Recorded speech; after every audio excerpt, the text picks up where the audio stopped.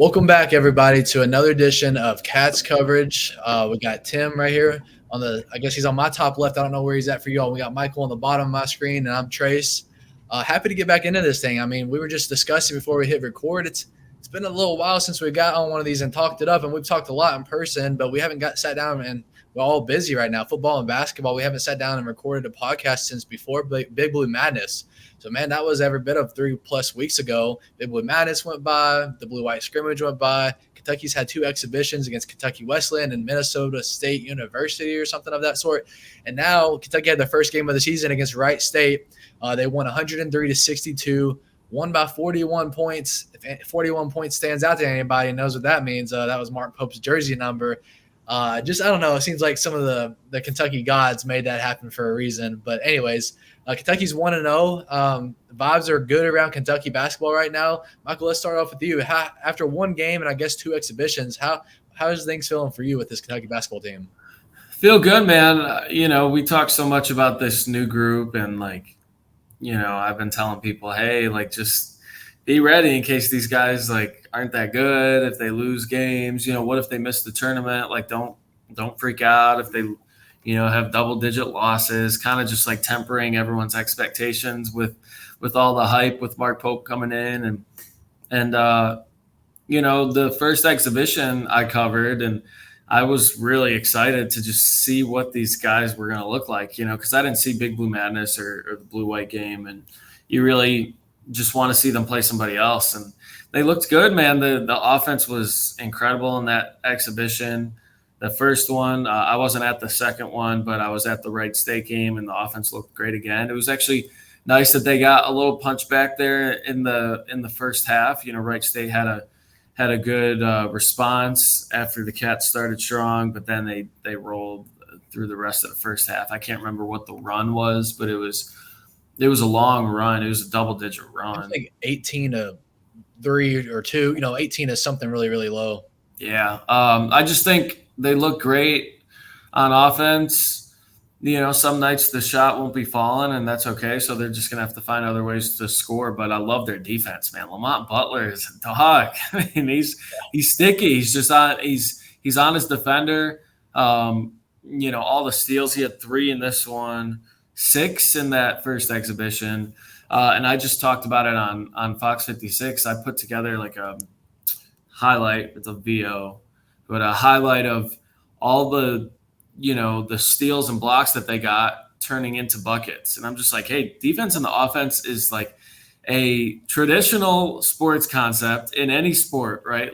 If you can force turnovers and turn defense into offense, which is football, which is, any sport, and certainly for basketball, it just jump starts the Cats offense, getting buckets at the rim. They should have had, a couple more. Lamont Butler got a great pickpocket steal, but then missed the dunk. And we were but they are great defensively right now. They wreak havoc.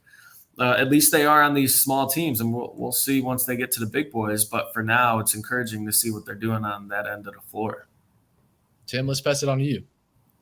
Kind of bouncing off of what Michael said, I think you can kind of just overall fit everything under their experience. I mean, it's completely different going from last year, or really, I mean, any Cal years with just a load of freshmen to something like this. But just knowing their spots and how to run the fast break offense, I think is why they're having such great success at that. But kind of like what Michael said there too. If the three's not falling, they definitely need to try to go inside, try to finish, try to find a different form of offense going. But I got to say that Wright State game, their finishing was pretty good. I thought they impressed me quite a bit there. And Ortega, especially, I think it was 8 for 9. I know he was 3 for 3 from 3, but I mean, he's definitely the best rim finisher on this team. So glad to see that he's getting going here. I don't think many thought he'd be the top contributor that he is right now. Yeah. Yeah, that was a concern of mine too, is if the threes aren't falling, I didn't want it to be like the early Alabama teams of Nate Oates where they just, they could smack a team by 25 or they could lose by 25 and nothing really in between. I mean, in my opinion, their 2 exhibitions in this first game, they found plenty of other ways to score when the threes have been falling, but they've matched it with other buckets in the post. Andrew Carr has been a little slow, but Otega Owe, he's had a lot at the paint. Lamont Butler's taken to the rack a bunch. Amari Williams, Brandon Garrison was good in the first 2 exhibitions, but in this first game he was a little slow. The threes have been falling, but it's not just been all threes. They've matched it with a good amount of other types of shots inside the paint, 2-footers, 10-foot jump shots. So that worry that we're talking about, in my opinion, it's getting smaller and smaller for me. And we're only in the first game, so that's kind of refreshing to see, just from what I've witnessed. Yeah, they don't look great mid-range, and which is fine because in Pope's offense, it's he doesn't want you taking mid-range shots. That's the current offense, obviously, and so like Kobe missed one, Garrison missed a couple. They don't need to be taking these 15, 16 footers, maybe at the free throw line, or they just aren't going to take a lot of those, but they are missing those. So that's the only thing. The shot chart is funny because it's just all threes in the paint, which is good. So it's a good recipe. It's going to work. I just, at this point, I just want to see them play somebody good, and no disrespect to Wright State or the 2 exhibitions, but to see them go up against Duke, I mean, that one's going to be, there's obviously so much energy and motivation to win that one for the rivalry and to beat Duke. But in terms of just basketball, just to see these guys face somebody that, another team that is going to be just as talented, if not more talented. They got, Cooper Flag, NBA products, out there, and, Duke is Duke. So to see these boys, this group of misfits come together, and they're looking great, but now to see them come together and if they can knock off one of the blue bloods, I think that's certainly going to be encouraging for the rest of this non-conference schedule going into SEC play. If they can get a big win that early, it's like, whoa, man, watch out for this team. And then if they lose, maybe they'll lose by 20, they might just get smacked and not get ready. But at this point, I feel like there's a low probability of that. I feel like they're going to be in that game. They're going to hit shots. Are they going to be, wrapped up in the moment? Like, oh, it's Duke, Champions Classic, bright lights, but these guys are all experienced, like you said, Timo, and they're going to be ready for the moment. So I think it'll be a close game. I don't know if they're going to win, but if they do pull it off, it certainly adds even more juice to it. Yeah, Michael, you got me fired up for that game, man. I was already ready to go for that game. I got to tell you what, I saw a video earlier today about the 2018 loss that we suffered from them with Zion and everything. We're going to go in there. I think we're going to kick their ass like they did back then to us. I think we're going to pull it out 30 plus. No, maybe not that much, but I think we might on the big stage. Well, I wonder who's going to guard Cooper. I mean, how tall is he? I forget. I want to say 6'10". I mean, he's. How is that? Let me make sure on that. But man, I think I've been thinking about that while y'all are kind of leading into this. I want you to think about who you want to guard him too. I think Tab. You said how tall? 6'9". 6'9". He's only 17. Gosh. Otega Owe's a little bit smaller than that, but my pick's Otega Owe. That's who I think should go out there and guard him. He's gonna be however tall. How tall did you say is he? How tall is he, Tim? Sorry. 6'9". 6'9". Yeah. So Otega's what, 6'8"? 6'8". I know he's going to spend a lot of time in the post, but he's got handles. He's going to come up at the 3-point line and spend a lot of time running in and out. He's not going to just bury in the post. I think Otega always that middle ground of big body shoulder, but still got, he's a 2 or 3. He's not a prone center. So I would go with Otega Owe's, who I would probably pick to guard him or switch. Otega's only 6'4". I agree with you. Just eyesight, the eye test. That's a good look. Maybe they'll try to throw Carr on him. I don't know. I mean, I don't think Amari. I don't know if Amari can go out there and guard like that. Amari's probably too slow. Yeah, Carr could go out there but maybe Ansley for some minutes. I don't know. That's going to be a fun matchup right there because the kid's going to cook. I mean, he's a 5-star. but if they could keep him in check, and I don't know much about the rest of the team, but yeah, man, I just, like Otega looks awesome, 21 points. His defense has been great too. Lamont can, be, sneaky and get to the rim. Jackson is him for sure. I mean, he's the real deal. Hits 8 threes in one of those exhibitions. He's like always going to be, in double digits. And I'm trying to think who wraps up the starting lineup. They have Carr and Amari, right? Carr, Amari, Otega, Robinson, and Butler. So I mean, Carr, hopefully he figures it out. Gets that jumper to fall a little bit. He's not shooting a lot of threes. I don't know if he's shot any threes really. He's done a couple, but not a lot. Yeah, but he's shooting those mid range, like that post fade. Maybe after a few weeks he'll get that post fade to fall. That would be a nice bucket for them. Just another way to score inside the paint, or inside the 3-point line. But I think there's, a lot. Kobe Brea, the real deal, coming off the bench. He's playing all these guys, but in that Duke game, obviously it's going to shrink. He talked about it. Pope talked about it post game. In those big games, rotations shrink. They'll roll with 8 guys. So that starting lineup, then, Brea off the bench. Garrison will come in, Ansley, and then Kerr. So maybe 9.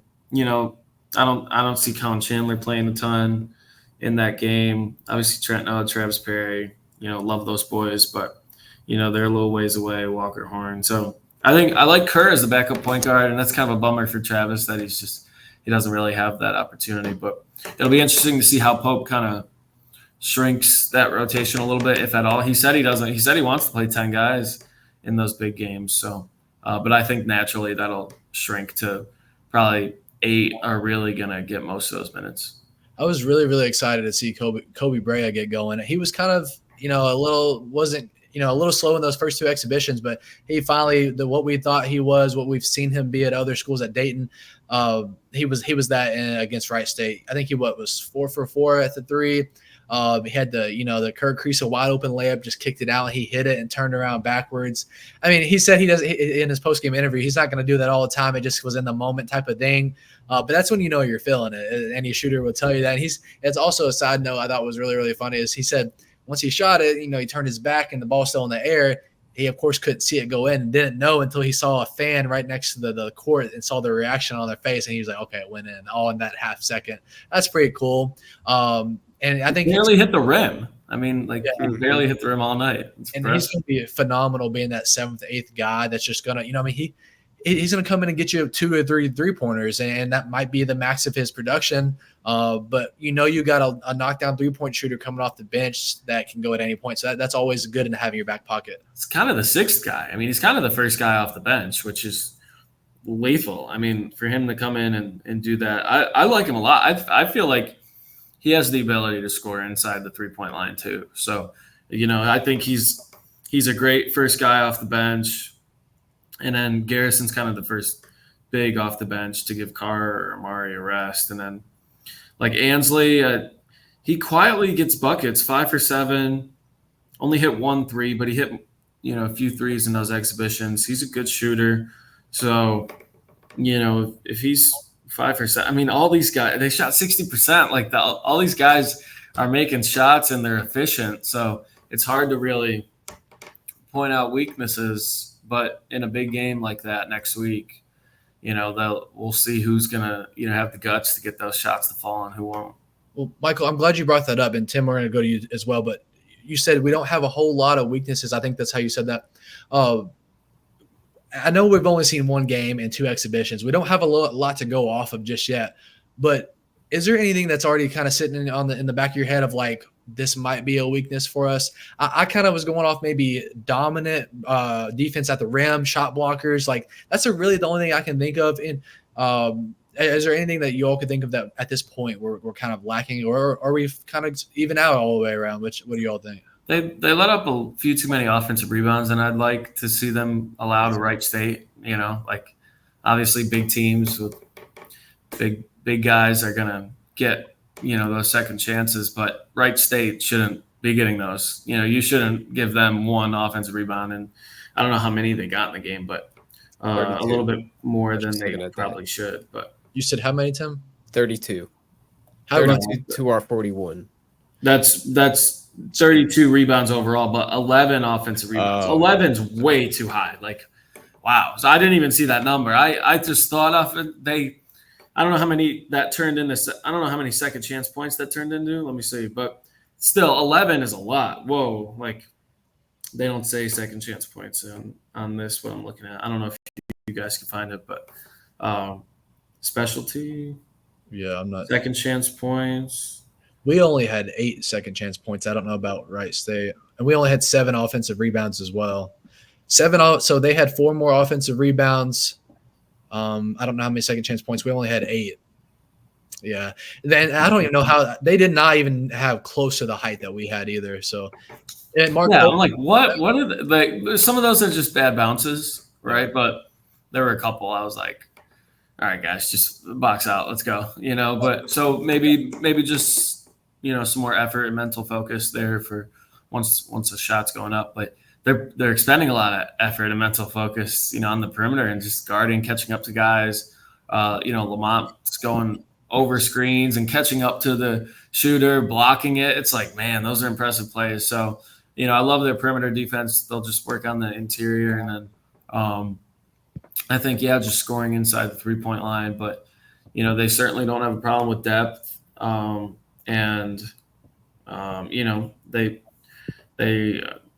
think Pope still got a lot more experimenting to do. I don't know if Garrison really has it. I think he's going to be a work in progress. He's young. I mean, he's a former McDonald's All-American, right? But Yep. he still needs a lot more reps. So, but they're going to need him, right? Because if he's the first big off the bench, they're really going to need him. Tim, did you have a certain point that you thought was one of our weaknesses? I mean, if pretty much in agreement with you all, Michael, saying rebounding for sure, and I'm there with you too, Trace, on just the interior defense, because I mean that was part of his post game presser with Wright State. He's saying that he believes they have a bunch of potential there for rim protection, and there's definitely some room to growth. So, thankfully it's just week 1. We'll see where we go a few weeks from now. See if we grow in that area. Yeah.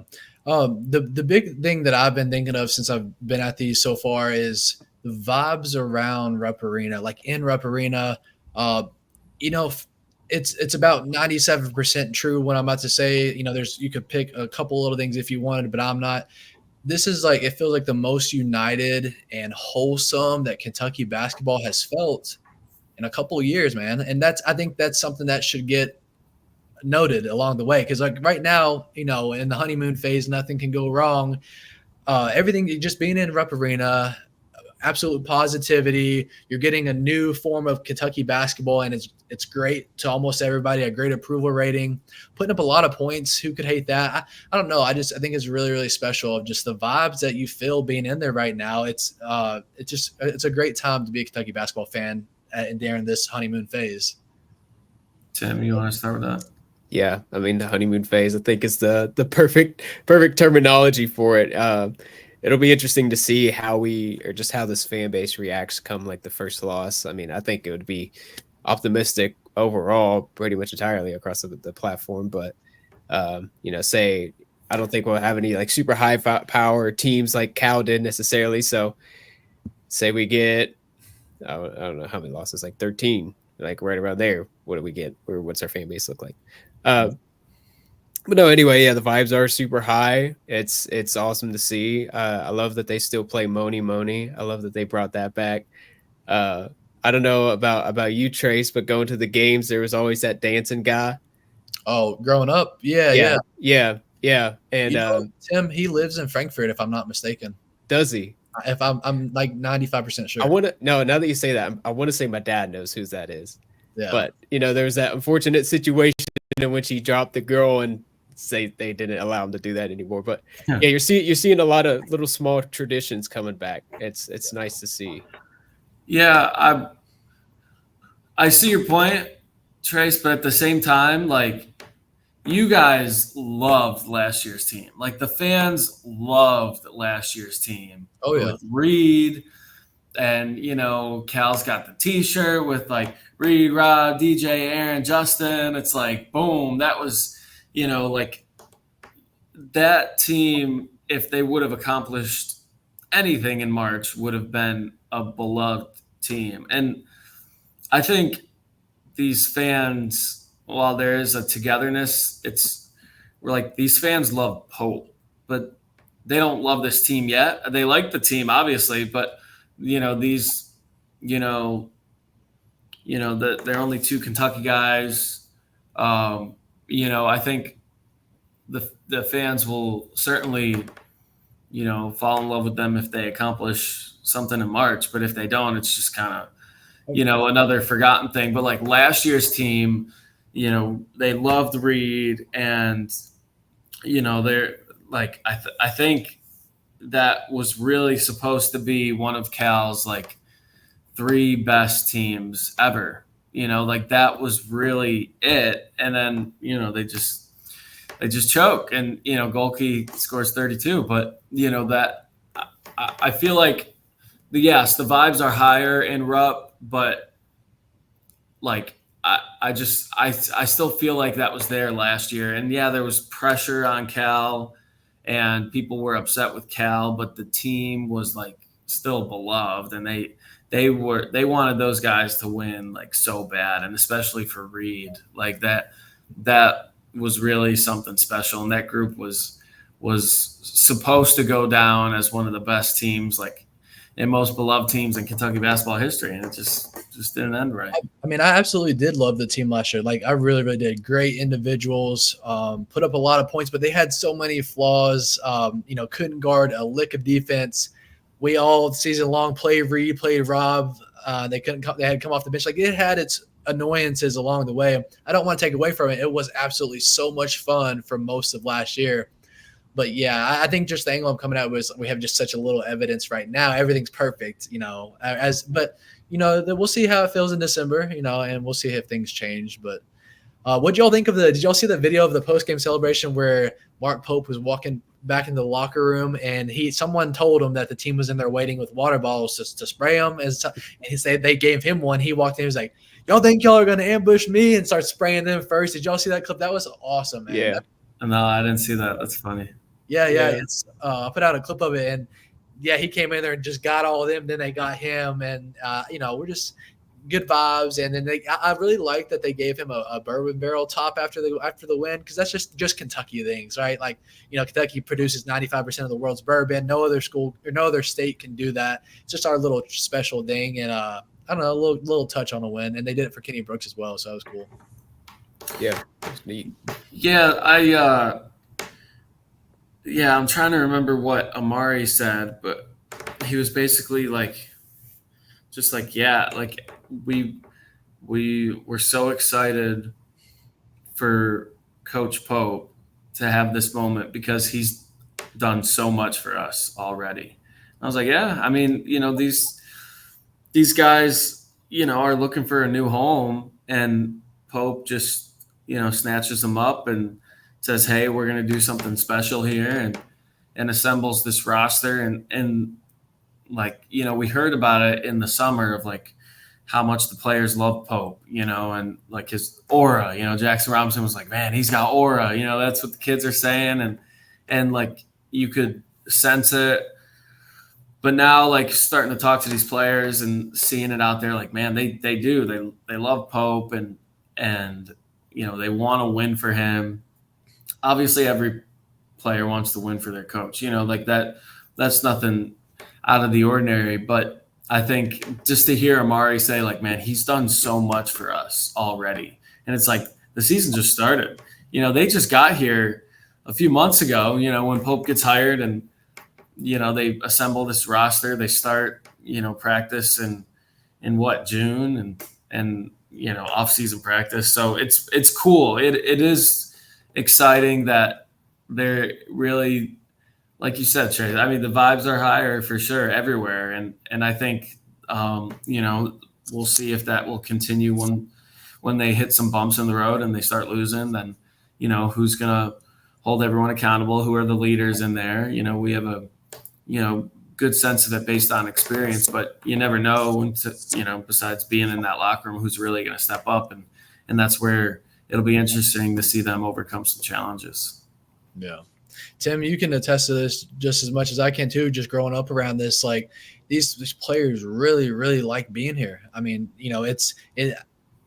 again, no shade to the other players. They all like being here as well, but it is a little different. It's like, you're playing for Kentucky. Mark Pope's just let me not say the wrong word. He's forcing this to all of them.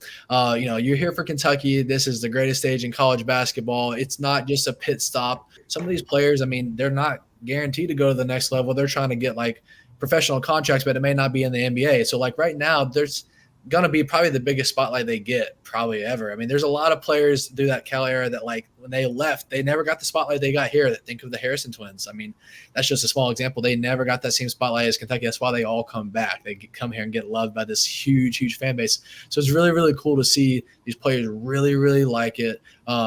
They're taking it all in. They're, going back through the Big Blue Madness, you had all the players come out from the tops and they're with the fans and they're not saying no to any interviews, any autographs. After the game, they go around and say hey to a couple people and take pictures.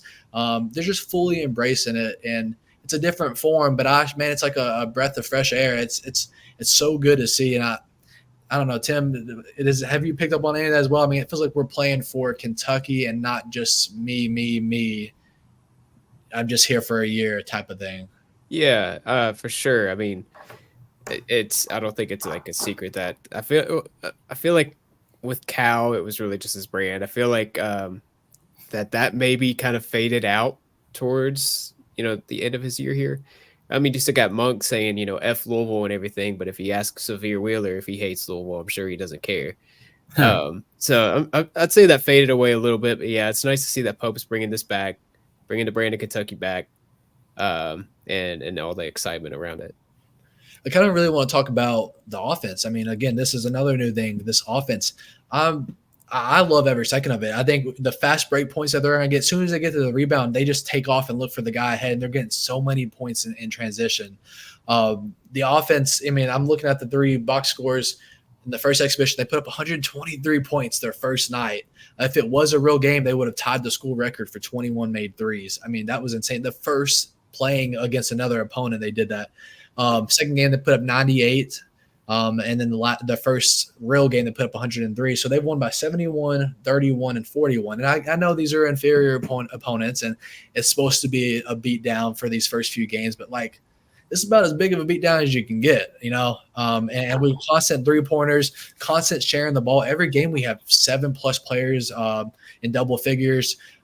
We have easily over 10 players every game scoring. I mean, everybody's getting the rock. You have your couple guys that are taking the way with 15, 20 points a game, but like just a high scoring offense, a fast paced offense. And I'm loving every second of it, man. And I just wait until they get like that first exhibition against a good opponent. I mean, against Duke, like, this summer I was like, I don't know how this team's going to do against them, but like, I'm not really afraid anymore. I'm not going to pick a win just yet, but I think it's going to be respectable with the chance of winning. When before the season, I didn't think we had a chance to win. I'm confident as ever going to that game. I mean, if we were to lose, I think it's under 15. I'm not afraid of Duke like I was 2 months ago. Yeah. I mean, it's hard to judge, because what they're doing right now is like, they'll never, if they just did this every game, they would just never lose a game ever. Like, they're shooting 60%, hitting double-digit threes, and and also assists on all these baskets. 30 assists on 39 baskets is so impressive. So the teamwork and them to gel this quickly, know where each other are going to be, and the cut and the moving, like it really is nice to watch that they're just playing nice team basketball. And no real ISO ball, which is really refreshing. But it's exciting, and these guys, their games do translate, to difficult games. Like Otega is just so physical. He can get to the rim. Him, like when he gets ahead of steam after a steal, like that's a tough dude to stop. So, he'll be able to do that, probably night in, night out, even if the shot's not falling. So it's just going to be interesting to see them, win an ugly game, when it gets physical and they're going to only make like 6 threes, 7 threes, there are just going to be some games like that. And then, is that just an automatic loss? Are they going to lose by 20, or are they going to, get gritty, and, maybe dump it down in the paint? I'd like to see Amari, get better with his, I don't know if he can get better with his post work. It seems like they might crash a double on him quick. And so he hasn't gotten that, little hook to fall. He's gotten some dunks, obviously. And, he's thunderous and he can make some highlights, but maybe like dumping it down to him, seeing how that works. Obviously it's not going to be like an Oscar dump down where you just throw it down to him and then the ball just dies there, but he gets buckets, or like Julius Randle, it won't be like that, because obviously they would rather shoot threes because they make them, and 3 is more than 2. But if they can find another way like that, I think that's what will kind of take this team to another level. Yeah. So I've been kind of also thinking about, like, Duke's got with Cooper Flag, he's like an 11 out of 10 player, he's going to be a top pick, like a solid player. I feel like, obviously Kentucky doesn't have the Cooper Flag, but I feel like we've got 7 out of 10, 8 out of 10 type of players across the board. Like, I feel like our drop off from the starting 5 to the next 7 players isn't that crazy. So I've kind of wanted to get your all's thoughts on, outside of the starting 5 of Butler, Robinson, Carr, Otega, and Amari. I think that's 5. Yeah. So the people that are coming off the bench, who do you think, if you kind of, again, we've only got 1 game and 2 exhibitions go off, so these can be wrong down the road. It's okay. Who do you think that's those first 3 coming off the bench that you think long-term are going to be like the 6th, 7th, and 8th type of guys? I think you've definitely got to throw in Garrison. No doubt. That's and I'm really high on Colin Chandler. I just feel, he's not going to be like, he's going to be like off the bench the whole year, but I feel like he's going to have his moments. I don't think Colin Chandler's a dud at all. That's probably who I'd go with right now. Do y'all have any changes to that at all? Tim, you want to say? I'd love to see Almanor get going, of course. I was going to say Ansley for sure. Yeah. And, I don't think Kerr gets in there, but I do like the pace that he brings at times. I brought up Sahvir Wheeler earlier because I remember that one of the biggest critiques with him among the fan base was him just pushing the ball too much, way too fast, turning it over or botching a layup. So Kerr does push the pace, and he makes relatively smart decisions almost each time when he's pushing it. I still don't think he cracks that top 3 though. Yeah, 5 assists is really nice for your backup point guard in 14 minutes off the bench. He's not going to score, but they don't need him to score. It is kind of funny to see, man. He, like, Lamont will push it up, but he kind of does it, calmly, strategically, and and you could sense that he has that pace. But Kerr's just running, man. Like, he'll just go all out, which is cool. It's an exciting pace, and if he's going to find a quick shooter, then that's great. Like you mentioned with Brea, but I don't know about. I don't know about Colin Chandler. So he's talented, but he's still young. He didn't play basketball for 2 years. So Michael, that's you. You're talking as off the record, where we've said that Michael Epps and Colin Chandler look just alike, especially when Michael has his curly hair and it's all grown out. Michael, that's your guy. You should be high on him like me, man. I know. I was debating if I was going to show this, but I'll show it. I was going to say I saw you and Colin talking before the game yesterday, and I was like, I have a feeling that Michael probably dressed up as him for Halloween or something. Oh my gosh, that's awesome, Michael. I wish I had the picture on my phone right now. There's a picture when we did one of these podcasts a long time ago. You're in like a red shirt. You have curly hair all up the front. Man, I'll get that picture. I'm not prepared right now. You look just like him. That was the initial side-by-side. Oh, my God. And I was just like, all right, I got to do it. So the bummer – sorry for the sidetrack. The bummer – so this is actually a Pistons jersey. Notice the red. It's like, what? How are you going to be a Kentucky basketball player and have red? Like, I ordered a white jersey, blank jersey, and it didn't come in time. It said it was going to come in by the 31st, and then it's like that evening, I still haven't gotten it. I'm like, what's going on, man? And they're like, it's pushed back to November 3rd. I'm like, Come on. So I'm about to return that thing. I haven't even opened it. But yeah, it worked. I just printed out the 5 and the Kentucky. I had Chandler on the back, so it worked out. It was a solid Halloween costume. But yeah, because you're right. I used to last year. I would grow out my curls and have cut them now. But when I had the curls, definitely looks alike. I like him. I think he's a good player. His athleticism is awesome. He's just got to, it'll take some time for him to hone everything in. And then Tim, you're a lookalike if you get a little messed up buzz cut. Yeah, I gotta trim the hair shorter and try to grow out the mustache a little bit. But Kirk Kriisa. I've had like 2 people maybe mention I look a little bit like Kerr if I have that kind of style. Just get a messed up buzz cut. No offense to Kerr. I'll grow this out. It'll take me like probably 4 months to get that kind of mustache because I can't grow facial hair. I see it. I can't see it. Maybe and then since y'all are doing it, I got to do it too. Let me just shave everything off and shave my facial hair, and I'll make a Mark Pope work if you want me to. Yeah. So we got Mark Pope, Kirk Kriisa, and Colin Chandler. We could pull it off if we do. Hey, we might have to dress as them and do a podcast as them or something. Yeah. We got some plans in the future. Oh, to kind of segue this back to some basketball talk, I guess it's still fun talk. A topic I had in mind is, I know we're kind of backtracking a little bit, but Big Blue Madness, blue-white game, first 2 exhibitions, and then the first game of the season. I was wanting to kind of just go off the cusp, off the top of the head of just, we've not prepared for this at all, but the fun moments we've had so far, and throw yours in when you have them. If I forget any, because I'm going to, let me know. But Jackson Robinson's 8 3-pointers, that was a fun moment. Brandon Garrison's poster he caught on someone. Colin Chandler in the blue-white game caught a body on one of our players. I thought, something that's been stuck with me for a while is Mark Pope's entrance at Big Blue Madness from the top, back touching the top of Rep Arena. Colin Chandler at the Big Blue Madness dunking over the coach. What else am I missing? Some fun moments that we've already had, because we've had a dozen so far.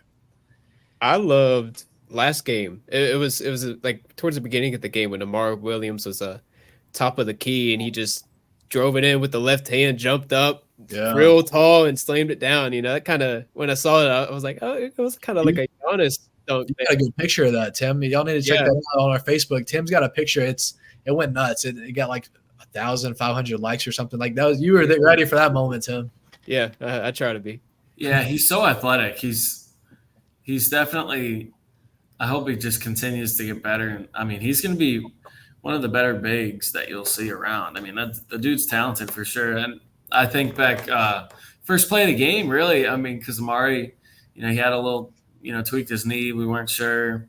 He still starts this game and then throws the lob to Carr to start the game. That was pretty dope. And then there was one, Lamont gets the block and then throws it ahead to Jackson, who hits 3 there in the first half. That was a pretty hype moment. I think that might have forced a timeout. Maybe not, but that was Kobe Breas turnaround 3. Y'all remember the first exhibition when Trent Noah didn't even get any floor time in the first half, comes in and hits 4 threes, I think? 5. 5. Yeah, it's 5, yeah. Trent Noah came and hit all those. And then Travis getting his first bucket. That was cool too. Yeah. Yeah, so just going to those off the top of the head, been some fun moments. Travis assisted on, I think, 4 of those threes to Trent.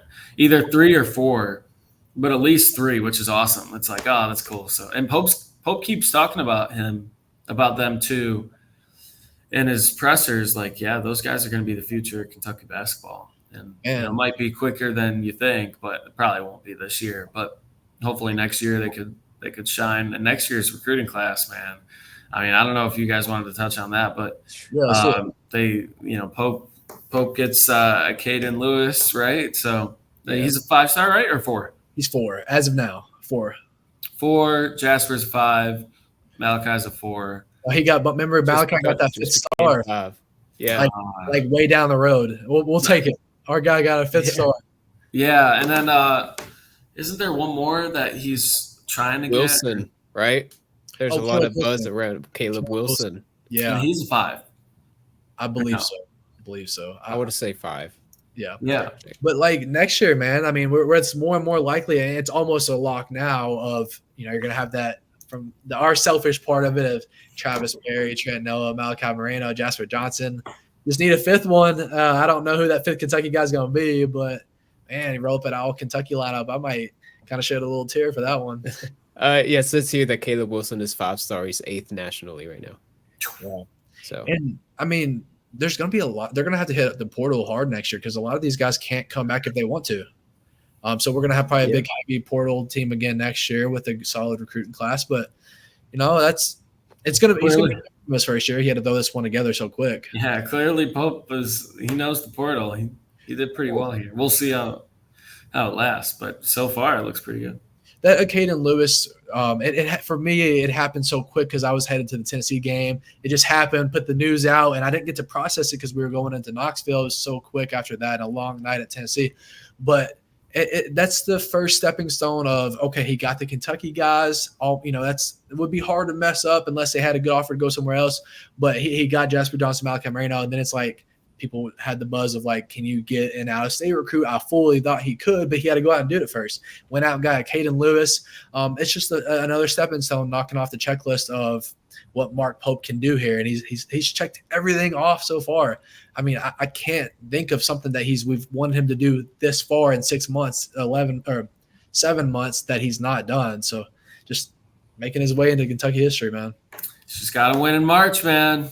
Yeah. And, I'm glad you said that because obviously the night he got hired, that was the big red flag of like, this guy's never won a game in the NCAA tournament, and he's coming to Kentucky, the most winningest program in history, got the most titles, all the March Madness stuff, and he came to Kentucky. That was the big thing. But, I mean, what about this coach now, like after the limited evidence we've seen, makes you think that – and I'm not asking you directly, I'm just for the listeners – what makes you think that, like, he can't go get out and go get an NCAA tournament win? I fully think he can. He knows how to coach basketball.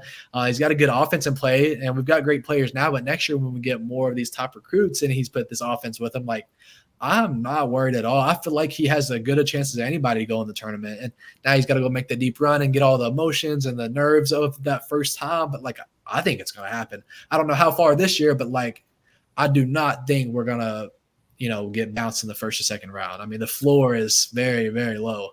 Yeah, I mean, especially when you play defense like you're playing, right, in a March Madness situation where dudes are nervous, right, going to make mistakes. You capitalize on those, getting some steals and turn those into points off turnovers. Like, if they keep doing that, that's a recipe for March because, that defense is what you need in March. And you got to score when you're not hitting threes, right? So that's another one. Just sometimes you get cold, and I want to see how they do in a game when they get cold. But the defense, I definitely think they look good. Should be a second weekend team, but we've said that plenty of times the last 5 years, and they haven't got out the first weekend in those 5 years. So. To go off those three things you just mentioned, I mean, I'm trying to get myself ready for it right now, but like we've got defense. I mean, limited evidence, but we were playing defense. We couldn't play it at all the whole season last year. The nerves of March Madness. Well, we've got veterans who've played over, 75 plus games of college basketball. Now I know March Madness is a little different, but like they're not the bright light freshmen that we were used to. So hopefully that tames the nerves a little bit in those moments. All the things, the Duke game and the Ohio State game in New York, all that stuff's going to lead up to helping that as well. But I know we got a good case for March. For sure, and that experience is valuable, but none of that was anything like Kentucky, besides like Lamont, who was in the Final Four, right? But like they, now you have serious expectations just wearing this uniform, and you have a whole massive basketball fan base that you have to carry on your shoulders now. I mean, you like, this is the bread and butter. This, like, it doesn't matter. Football might not make a bowl streak over. Like, nobody cares. It's about this team. You got to show up. You got to go win number 9.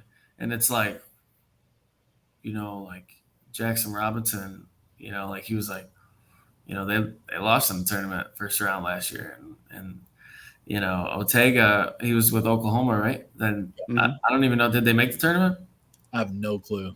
So they're in the Big 12 tournament, like Almanor was in it with the 12th seed matchup. Right. I mean, Andrew Carr's at what, Wake Forest? Now he's like, like this is the real deal now. Like Cruz is at West Virginia, but now it's like, Ray is at Dayton.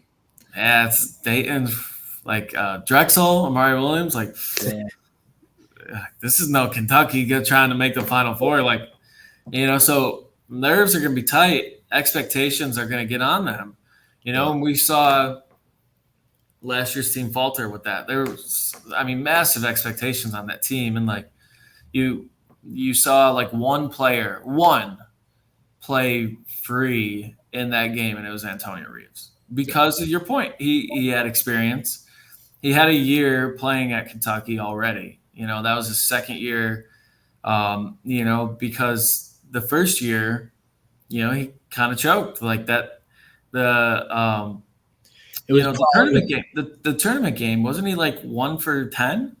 Yeah, no, yeah. And is that, I'm getting my years mixed up. Is that they played 2 games, Providence and Kansas State? They lost to Kansas State, and he went like 1 for. Or was it like 1 for 14 or something crazy? Yeah, like, it was not good. It was over until like the final minute. That's like that's my same point. Illinois State. It's like, Illinois State. No, it's Kentucky. Yeah, I gotta show up. I have to show up. I have to, and then it gets to you, right? So, but he had a second year. He knew he was the guy on that team with all those freshmen. He had to be, the leader in there, and they love Tone. All those players, those freshmen, man, they love Tone, and he showed up, man. He was an All-American. He was great in that game. He was the only one that was good in that game, really. And the rest of the guys, it just crumbled. Even the returners like Adu and I'm trying to think of the non-freshmen that played in that game. Like Ugana was a returner. Like, what did he do in that game? So guys with experience, it still doesn't always mean that you're going to perform in March. So like that, at that point, the expectations will be on them, and they're going to have to deliver. And no matter what happens throughout this regular season, they could go and win the SEC tournament, because Nashville doesn't matter, right? Only the one that matters. Like that was Cal. That was Cal. It matters now, so they could go win that this year. Yeah. But then still, it's different out there, man. It's different in March. You see that March Madness logo in the middle, after Selection Sunday, it just clicks. That Selection Sunday is what we all grow up as kids watching and filling out your brackets. And same with those players, man. They that's what they dream of, and then you finally get to the moment, and it's like, to kind of tie this in, it seems that Pope is like really preaching to just go out there and play good basketball to all these players, because he was talking about in his post-game presser versus Wright State how, I don't know if it was, I want to say he said it was maybe towards the beginning of his coaching career at BYU, but he went to a referee symposium where he really just tried to learn, what refs are seeing, why they're calling these calls. And he even mentioned that there was a poll that everyone had to take of like 120 refs in there saying, is this a block or charge? And he said it was like 51% block, 49% charge. So just, knowing that, preaching to his players that the refs have no outcome on the game, it's fully about going out there, playing good basketball. Best case scenario is come March, this team is there, and the big lights don't shine too bright on them, and they know to just go out there, play good basketball. Yeah, and then the other point was like it wasn't Zen, but it was basically like Zen. What was his thing at media day? It was like, be silent. You're like just the mental, like, you don't remember that, Trace? You were at media day? Yeah, I don't remember. It was like, it was this big point of like silent, or like, just mental, peace and calmness, and that will that's obviously a great, lesson to teach, and it'll help. It's helped already, as they've talked about, and that it helps their confidence. But it's a little different when the heart starts pumping, man. It's March, and you got to go win number 9 for Kentucky basketball, like a blue blood. So, and I'm not saying they're not going to deliver, right? Like, I have confidence in these guys now. Even through those 3 games, they've played nobody, but I still feel like the recipe's there, right? I mean, like, if the defense is there, and they could be a good team. Maybe they only lose like 8 games and they're like a 5 seed, or maybe better, right? I mean, who knows? But maybe they win the SEC, but it doesn't look like Arkansas is gonna, huh? If they're losing to TCU now. Well, Texas A&M as well with that season opener upset. Yeah. But I think I'm rooting for these guys for sure. But because you guys know I'm not a fan. I'm not, but like I'm rooting for Pope. I like Pope. I love that he did the, one-on-one interviews with us. Like the TV stations. I was able to sit down with him and do a one-on-one. And you could tell that like he cares. He's funny in his post-game pressers. Like the vibes are high. He makes jokes and he's a good guy. So I'm certainly rooting for him. But man, like there's pressure here. So I hope they deliver. But there's not a lot of pressure on them for this Duke game. And that's should help them. Because they're like. I mean, they both want to win, obviously, but it's kind of like, Duke's highly ranked, right? They're what, like 7th, and they got Cooper Flag, they're Duke, it's like, okay, Kentucky's brand new team, new coach. So the pressure's kind of on them, and so if the Cats just go out there, play free and shoot the lights out, they can knock off Duke, and that would be an epic first big win for Mark Pope. So that's the first big test. I'm excited to see how they do. Yeah, the thing that brings me most comfort of what we were just talking about is the floor for the postseason is as low as can be. You just got to go win one game, right? Like, it's whether that be in Nashville or in March in the NCAA tournament. The floor is low, man. That team was so good, and I'm not picking us to win a title, but I'm just picking us to win one game at least. And that's the floor. So. Now if we lost we lost the first round, I'd be like, damn, what just happened? But and then I hate to be a homer, but I'm gonna have to for just a second. There's a little bit that in the back of my head, it's real small. You might have to bring me back a little bit, but divine intervention of like how perfect everything's been. Mark Pope press conference like a revival. His first game he won by 41. Women won by 55. Add those two together, you get 96. Yeah. See what I'm saying, man? Yeah. Wow. Hey. I don't think he's gonna win a title this year, but like there's a lot of weird Big Blue Nation godly type of stuff happening right now. You got the 2 Kentucky players, like it's just I don't know. Let me it's all too perfect right now. Yeah, and once something bad happens, hopefully all walls don't start crumbling down. You're just a classic Kentucky fan, man. You're just living in this dream. And then you're going to say, fire Pope in 3 years. No, I'm kidding. But. We got a team captain back. Rick Pitino came back. Like, it's just stuff's wild right now. And stuff's wild in the Kentucky world. Yeah, I like the Pitino stuff. Man. Bringing Pitino back. Like, he's coming to the football game. Did y'all want to hit that real quick? Did y'all want to talk to – I mean, we just got a couple minutes left. Did y'all have any strong takes on the Pitino stuff? It's nice to see. I never thought I would see it, growing up at a young age. When did he leave Kentucky? I mean, I know he won in 98, 97, right? Because was it not? Yeah, that's right. Yeah. So I mean, I've known him nothing but as the Louisville head coach. I've always hated him growing up.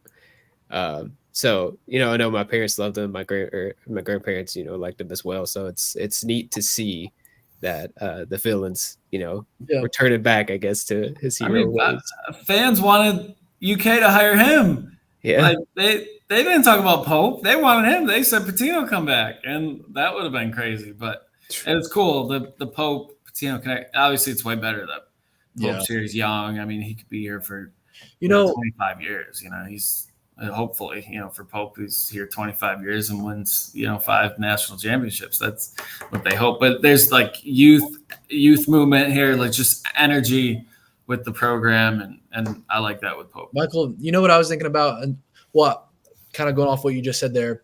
I had this thought in my mind with Pitino back. So for years, my whole childhood, Joe B. Hall, got to know him really well. My dad was really good friends with him. Joe B. Hall had a million friends. It wasn't just my dad, but my dad talked to him every single week on the phone all the way until he died for 12 years. Like, I got to know Joe B. Hall a little bit, and that goes more to his character than anything. Joe B. Hall did that for hundreds of people. But anyways, for years we saw Joe B. Hall was Cal's mentor. As soon as he got here, when Joe B. Hall was in better health, he sat low. He had 2 seats in lower rep arena that no one else could sit in every single year. It's him and his best buddy. Like, it was almost reserved for them for years and years since Cal was here. Anyways, I think now with how quick things happen, Joe B. Hall passed away a few years ago. Cal went out, and out of nowhere, I think Rick Pitino has found himself of Mark Pope slid into Cal's spot. Rick Pitino might slide into, if he quits coaching in a couple of years, slide into that Joe B. Hall mentor. Let me just sit back, kind of like Roy Williams is doing now in North Carolina. Just watching from away. I'm here if you need any help. I don't think a year ago that was wasn't possible at all, and it's just how that's worked out. Back and going real quickly off the Rick Pitino thing. I didn't, like Tim said, I grew up, he was Louisville's coach my whole life. I was born in 98. So by the time I was born, the Tubby was here.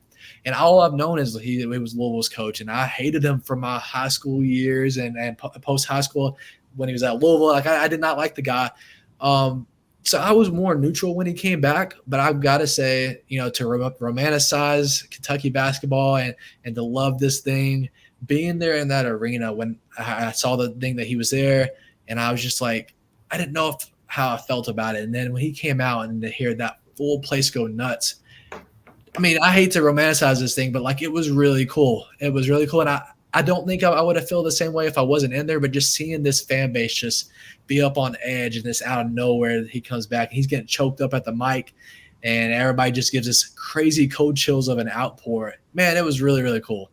In that moment, I was just like, no matter how much you don't like a former such and such coach player, at some point they all deserve to come back home and be embraced because they did great things when they were here. Rick Pitino walked out of Rep Arena with his middle fingers up, and it all came back and literally and won a title at the rival program, and it all came back to Kentucky was like, come back home. Rick Pitino's like, let me back home. This is the biggest thing. Nothing else meant more than this. I mean, I can't help but to fall in love with this thing, man. It's Kentucky basketball is so special. Yeah, that's a cool point. Sorry, Tim, go ahead. I was gonna say, just real quick, I gotta ask: do you think he still has that Louisville tattoo right there over his left shoulder? You think he's gotten that taken off yet, or you think it's still there? I think he's got it. Yeah, he's got it. He's not gonna take it off because he gave credit to Louisville. Like, I interviewed him on the field during that game. That was the Vandy game, right? Oh, brutal. Yeah. Brutal loss. Yeah. Even though Vandy's nice, but he was talking about Louisville and he loves the players. He loves those memories. But the school, they never invited him back. They still haven't, and they're cold to him, but he loves those players, and he'll always have that title. That's a real title. Oh, yeah. Whatever they want to say, but that's a real title. And I don't know what you're talking about, Michael. No, it's a cool point you made of the Roy Williams thing. It's not really like that at Duke, kind of. Coach K doesn't really do the same for Shire, really. It's just different here. Well, to go off that, man. I mean, well, no, but I'm saying Pitino, like that would be awesome if Pitino did that. But you're right, Roy Williams does that at North Carolina, but Coach K doesn't really do that. Roy Williams is way more present. I feel like it would staying around the UNC basketball program than Coach K does. I think Roy just got out, and this is my opinion. I think he just got out because of the NIL, all that was coming, kind of like Saban did. Was like, I don't want to get in all that, but he's like, I still want to be involved. It wasn't like he wanted to. I don't think he just wanted to be done with the sport. I think he was afraid of that big change. I think with Coach K, it's more of just let me have him do his couple of things. Let him do his thing and make his own legacy because, I mean, Duke's been Coach K for 40 years. Are they anything without Coach K? It was kind of like and now John Shire's kind of getting to build his legacy and keep things going. But back to what we were talking about a second ago is like, Rick Pitino's coaching got another program right now actively, and it's like, and he was at Louisville down the road and won a title, but then nothing else trumps being part of Kentucky. Like, he put all that behind of getting embraced by this fan base and coming back, because that being a Kentucky, whatever you are, former player, coach, AD, whatever, it clears it all. Like, and I know I'm being a homer on that, but like that didn't happen at any other school. What happened with Rick Pitino when he came out, it was so special, man. I am curious, just like what St. John's thoughts on all this are. I mean, he's the men's basketball coach there, yet donating $15,000 to the football program. I just want to know what they think about that. It's different here, man. Whether outside know that or not, like, it's different. I mean, St. John's is just happy that Pitino's their head coach. Yeah. I mean, people are going to the games really for him. So, they just want him to hang on for a couple more years till he retires. Yeah. Fellas, that's about all I got. I was so good to get back on here with y'all. We got to foresee a little bit more. We got to, we're all busy with football and stuff, but that's kind of fading out. And we've got the regular season going right now. So up next, we've got Bucknell on Saturday at 4:00. And then right after that, Tuesday, right, is that the Champions Classic at versus Duke. So we'll get some more of these in here. Do y'all have final words? It's still up in the air. I don't. What about you, Tim? I won't be. I'll be there. Yeah, I'll be there. So we do have to talk to you about one upcoming one after this pod. Yeah. Me and Tim been texting today about some plans, and we'll leave it off the recording for here. But any last words for y'all before we close this thing out? Don't think so. I'm glad we have a winning Kentucky program going on right now. It's nice to see. 1-0. Can't tell me nothing. For everyone watching this, this is our second year with Field of 68. Glad they let us to come back with them. We have so much fun. Follow Michael on Twitter, Tim on Twitter, Cats Coverage on Twitter, and then Cats Coverage on Facebook. This is going to be posted on YouTube. We'll try to live stream it anywhere. Michael on Fox 56, Tim taking our pictures. We got a lot of things to promote, and I could care less. I want to promote it all because we all do great work. All right, guys. Well, we'll catch y'all next time. All right. Good.